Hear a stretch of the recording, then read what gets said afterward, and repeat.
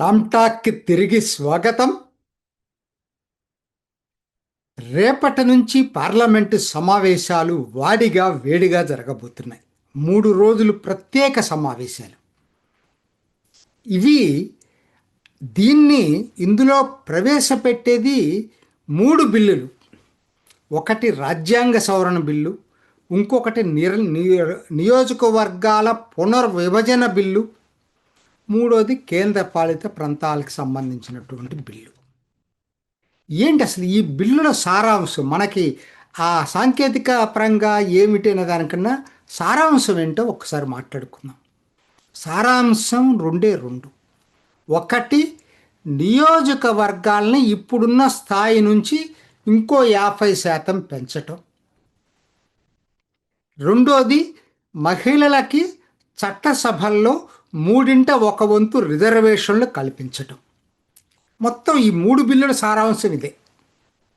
ఎందుకంటే మనం గందరగోళంలో బిల్లుల్ని దాంట్లో చర్చించుకోవటానికన్నా కూడా మనం జస్ట్ మాట్లాడుకుందాం. మరి వివాదం ఎందుకుంది ఈ రెండిట్లో?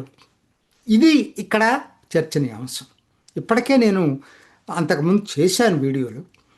ఏమిటంటే ఇక్కడ మహిళా రిజర్వేషన్ బిల్లు ఏదైతే ఉందో 3 చట్టసభల్లో 1/4 మహిళలకు ఇవ్వాలనే దాంట్లో సూత్రబద్ధంగా ప్రతి పార్టీ ఓకే చెప్తుంది, సూత్రబద్ధంగా. కానీ ఎక్కడో మెలికలు ఉంటాయి దానికి.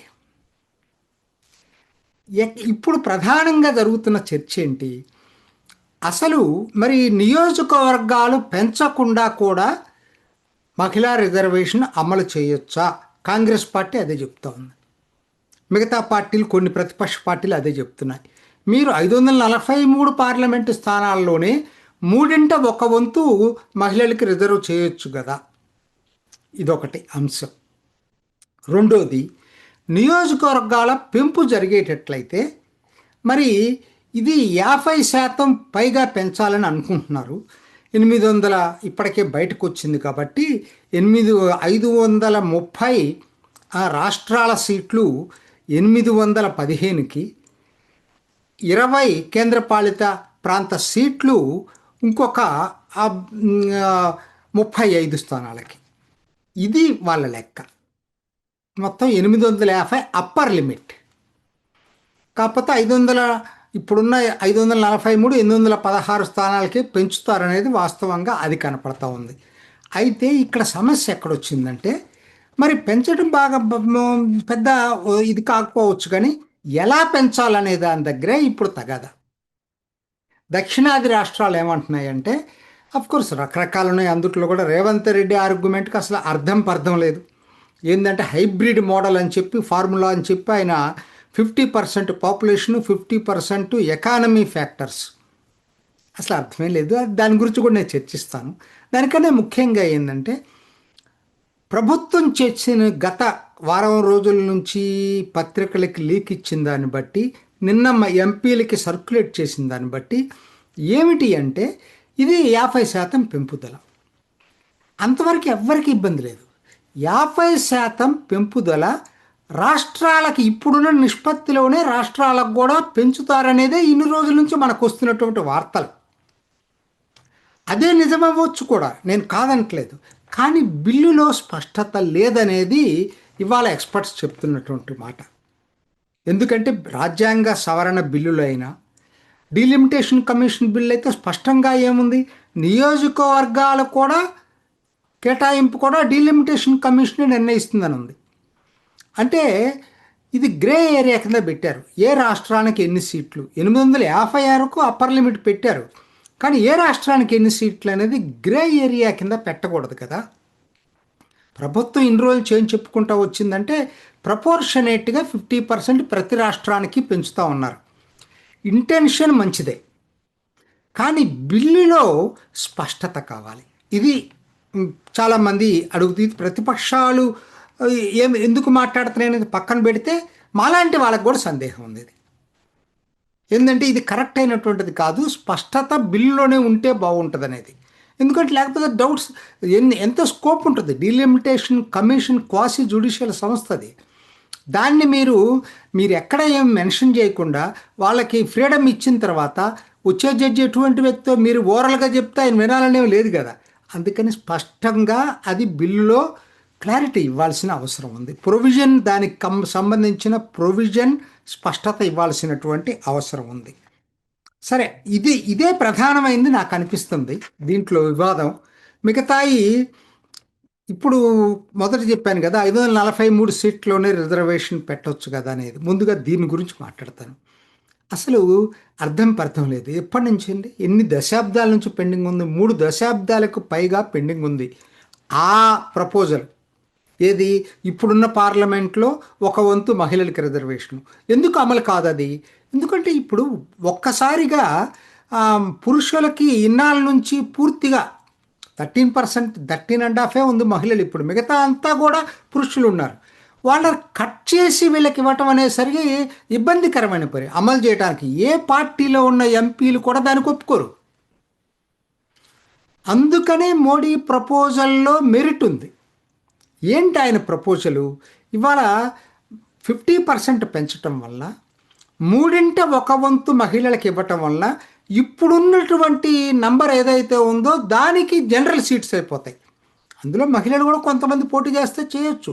ఎక్కువ మంది పురుషులకి మాకు మహిళలకి రిజర్వేషన్ ఇవ్వటం వల్ల మా అవకాశాలు పోయినాయి, మేము అనుకున్నటువంటి ఎంపీ సీట్లు పోయినాయి అనేటువంటి భావన ఉండదు. ఎమ్మెల్యే సీట్లైనా ఎంపీ భావనైనా పెరగటం వలన ఎవరికీ నొప్పి లేకుండా, పురుషులకి నొప్పి లేకుండా మహిళలకి ఆ హక్కు వచ్చేటట్టుగా చేసినట్టు అవుతుంది. ఇది బెటర్ ప్రపోజల్, ఎక్కువ మందికి యాక్సెప్టబుల్ ప్రపోజల్. కాబట్టి 543 అనేది ఏంటంటే పేరుకి ఏంటంటే దీన్ని అపోజ్ చేయడానికి ఈ బిల్లుకు చెప్పే వాదన తప్పితే అది అమలుకు నోచుకోదు. 3 దశాబ్దాలు చూసాం. కాబట్టి ఆచరణాత్మకమైంది మోడీ పెట్టిన ప్రపోజలే, అంతవరకు డౌట్ లేదు. కాకపోతే ఇక్కడ కావాల్సిందల్లా ఏంటంటే ఆ ఇంటర్ స్టేట్ ప్రోరేటా రేషియోని ఇప్పుడున్న పద్ధతుల్లోనే కొత్తగా పెంపుదలలో మెయింటైన్ చేయటం అనేది బిల్లులో పొందుపరిస్తే మంచిది. డీలిమిటేషన్ కమిషన్కి అధికారం ఇచ్చే బదులు బిల్లులోనే పొందుపరిస్తే మంచిదనేది అందరి అభిప్రాయం. సరే, మూడోది రేవంత్ రెడ్డి చెప్పిన దానికి అసలు అర్థం లేదు. 50% జనాభా ప్రకారం అట, 50% డెవలప్మెంట్ ఓరియంటెడ్, డెవలప్మెంట్ బాగా చేసినటువంటి రాష్ట్రాలకట. అసలు ఏమన్నా అర్థం ఉందో అది? ఎందుకు అది అర్థం లేదంటున్నానంటే, మీకు జీడిపి గ్రోత్ అసలు నేను ఒకటే పాయింట్ చెప్తానండి దీని గురించి. అసలు it is unfit to discuss నా దృష్టిలో ఈ ప్రపోజల్. ఒక్కటి నేను చెప్తానండి, దాన్ని డిస్కస్ చేసే బదులు ఫస్ట్ రేవంత్ రెడ్డిని వాళ్ళ కాంగ్రెస్ పార్టీ అధికారికంగా ఈ ప్రపోజల్ని ఒప్పుకోమని చెప్పండి. అప్పుడు మనం డిస్కస్ చేద్దాం దీని గురించి. ఎందుకంటే అసలు డిస్కస్ చేసేటువంటి ప్రపోజలే కాదు అసలు అది. ఏంటంటే నవ్వుకోవటానికి పనికి వస్తుంది నాకైతే అది.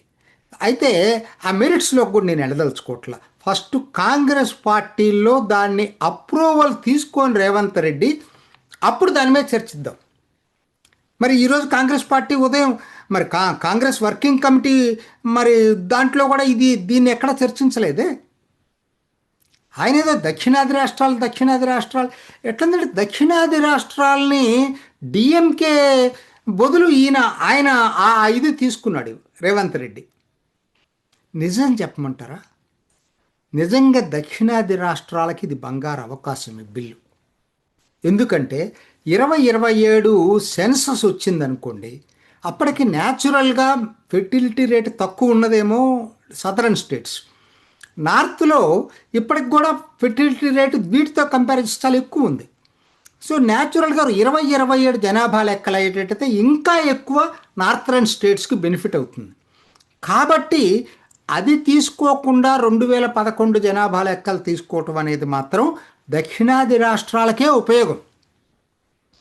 అయినా ఈ జనాభా నియోజకవర్గాల పునర్విభజనకి తప్పితే నంబర్ని డిసైడ్ చేయటం అనేది ఇప్పటికే 50%, ఏ రాష్ట్రానికి ఆ రాష్ట్రం 50% అదనంగా సీట్లు ఇవ్వటం అంటే దాదాపుగా సెన్సస్తో డీలింక్ అయినట్టు.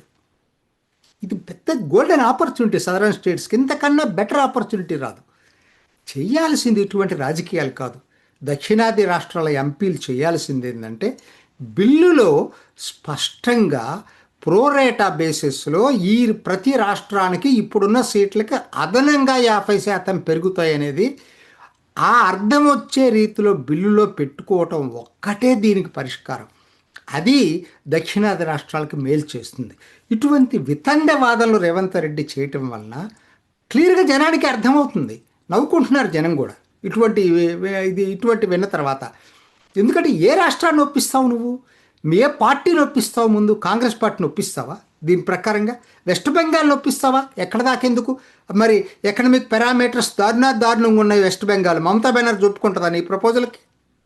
కాబట్టి అర్థం లేని ప్రపోజల్స్ పెట్టుకోవటం అనవసరం. చేసుకోవాల్సింది ఒకే ఒకటి, పార్లమెంట్లో ఈ బిల్లు ఆమోదం పొందాలంటే ప్రభుత్వం ఏ విధంగా ప్రతిపక్షాలని ప్రజల్ని మేము ప్రోరేటా బేసిస్లోనే ప్రతి రాష్ట్రానికి అదనంగా 50% సీట్లు ఇస్తామనేది కన్విన్స్ చేసిన రోజు బిల్లు పాస్ అయ్యే అవకాశాలు ఎక్కువ ఉంటాయి. అలా కాకుండా అస్పష్టత ఉంటే మాత్రం బిల్లులో ఎవరికైనా సందేహాలు వచ్చే అవకాశం ఉంది. కాబట్టి వచ్చే 3 రోజులు ఎలా జరుగుతాయో చర్చలు, ప్రభుత్వ వివరణ ఏంటో, ప్రభుత్వం దీని మీద స్పష్టత ఇస్తుందో లేదో వేచి చూద్దాం. ఇది ఈనాటి రామ్ టాక్. ఇంకొక ఎపిసోడ్లో మళ్ళీ కలుసుకుందాం. నమస్తే. చూసారు కదండి, మరి ఈ వీడియో కనుక మీకు నచ్చినట్లయితే ఒక లైక్ కొట్టేసి మీ అభిప్రాయాన్ని కూడా కామెంట్ బాక్స్లో తెలియజేస్తూ ఇలాంటి ఇంట్రెస్టింగ్ అప్డేట్స్ కోసం మా ఛానల్ని సబ్స్క్రైబ్ చేసుకోండి.